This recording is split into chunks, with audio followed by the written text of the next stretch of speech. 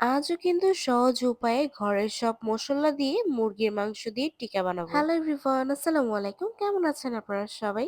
আমার এই টিকার রেসিপিটি ভালো পরিমাণ ভিউ হয়েছিল, তাই ভাবলাম আপনাদের সাথে আমি আজকে আরেকটি রেসিপি শেয়ার করি। প্রথম থেকে লাস্ট পর্যন্ত আমি কি কি দিয়ে টিকা বানালাম। খুব অল্প সময়ে ঘরে থাকা মশলা দিয়ে আপনিও কিন্তু চাইলে গরু বা মুরগির টিকা বানাতে পারেন। আমি কিন্তু প্রথমেই কয়েক ঘন্টার জন্য ডাল ভিজিয়ে রেখেছিলাম, এরপর কিছু মাংস কুচি করে দিয়েছি, আর সাথে ঘরে যা যা মশলা ছিল সবকিছু অল্প অল্প করে অ্যাড করে দিয়েছি। এগুলো কিন্তু সুন্দর করে মিক্স আপ করে একটু পানি আর হালকা একটু তেল দিয়ে উপরে কিছু শুকনো মরিচ দিয়ে এগুলো এখন ভালোভাবে সিদ্ধ হতে বসিয়ে দিব আমি। ডালটা যখন পুরোপুরি সিদ্ধ হয়ে যাবে তখনই কিন্তু একবার নেড়ে চেড়ে পানিটা পুরো শুকিয়ে নিতে হবে। পানি শুকাতে গিয়ে একটু পরপর নাড়তে নাড়তে কিন্তু ডালটা অনেকটা হালুয়ার মতো হয়ে যায়। এরপর ঠান্ডা হওয়ার জন্য আমি একটি পাত্রে নিয়ে নেই, এরপর নেড়ে চেড়ে কিন্তু মশলাগুলো উঠিয়ে নিয়েছিলাম। আর যখনই ঠান্ডা হয়ে যাবে তখন ভালো করে ম্যাশ করে নিয়েছিলাম মতে। এরপর এটার মধ্যে আমি একটি ডিম দিয়েছিলাম আর সাথে কিছু বিস্কিটের গুঁড়া দিয়েছিলাম। ব্যাস, এটা অপশনাল, আপনারা চাইলে এই দুটো স্কিপও করতে পারেন, এভাবেও টিকা বানিয়ে খাওয়া যায়। তবে আমার কাছে বিস্কিটের গুঁড়া আর ডিমটা দিলে বেশি ভালো লাগে। তারপর সবকিছু একসাথে ভালোভাবে মতে নিলাম। এরপর যখনই খুব ভালোভাবে